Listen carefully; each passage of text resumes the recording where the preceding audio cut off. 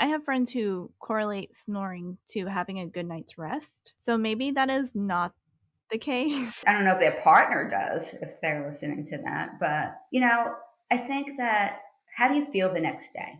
Okay, that's test number 1. If you have brain fog, if you talk about, like, all the symptoms we talked about before, where your hunger is off, your brain fog, motivation, energy's low, motivation's low, or you start having some chronic issues, well, then maybe you're not getting good sleep. If you feel great, okay.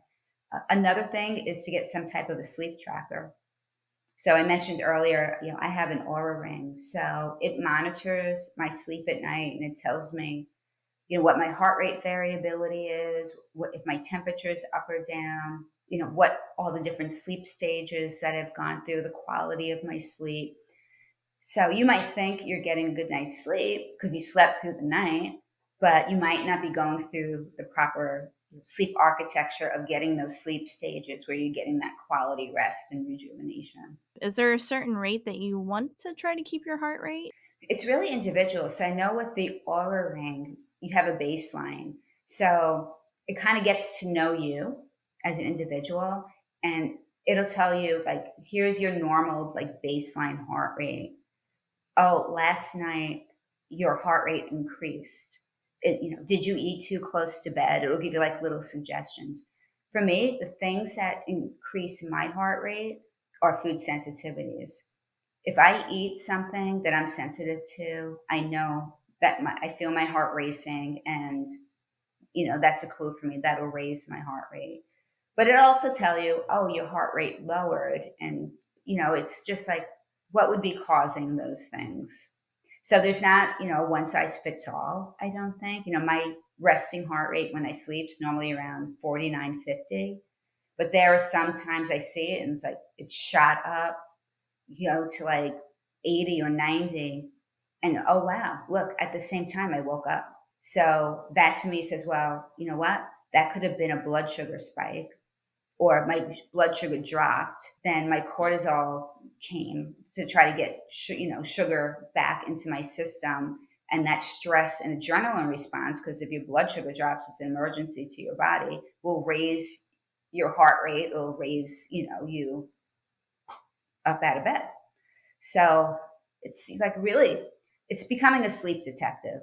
You really have to think of it that way. It's like you're connecting the dots, and if you're really, serious about fixing your sleep, it's got to become your number one focus, and you're really, experimenting and analyzing and connecting the dots. What do you think about night sweats? That's quite common for women going through perimenopause and menopause. It's those hormone fluctuations that causes night sweats. Blood sugar imbalances could also cause night sweats. Alcohol consumption can also cause night sweats.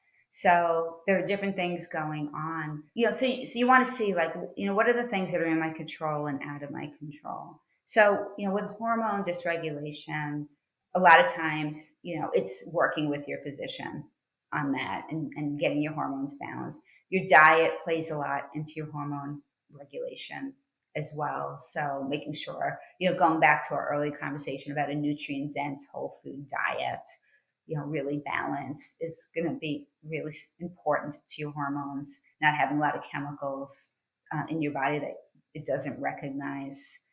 Um, keeping the temperature low. They have like cooling, pads and mattresses.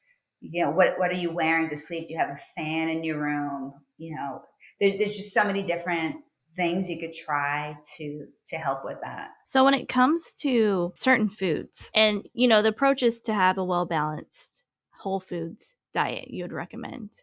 But what are some foods that in the top of your head that would absolutely affect our sleep right off the bat? Well, the liquid foods like caffeine and alcohol, talked about that. Chocolate has caffeine in it that could impact your sleep.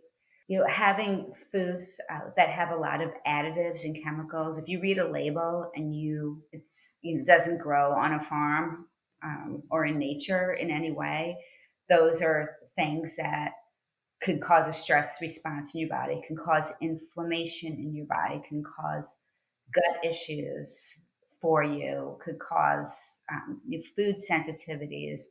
So that's why healthy foods, that some people have food sensitivities to. For me, I have inflammatory bowel disease, and there are certain foods that my body reacts to that are like vegetables that other people would find to be, a very healthy alternative. So it's really, again, an N equals one type of situation. But I think to minimize processed foods, is important, and it's also just the toxic load in your environment. Period. Some people might have a black mold issue in their house that could be causing them sleep issues, and those are much harder to kind of figure out, and usually require some type of professional to come in and check it out, because there's other symptoms and things that go with those things that would point you in that direction. Also, when going back to nutrition, sugar. If you can cut out added sugar in your life, you're just going to be better off overall. It's not doing you any favors. When you have, say, fruit, for instance, like if I eat a banana straight up, my blood sugar will go through the roof. I don't even have to test it.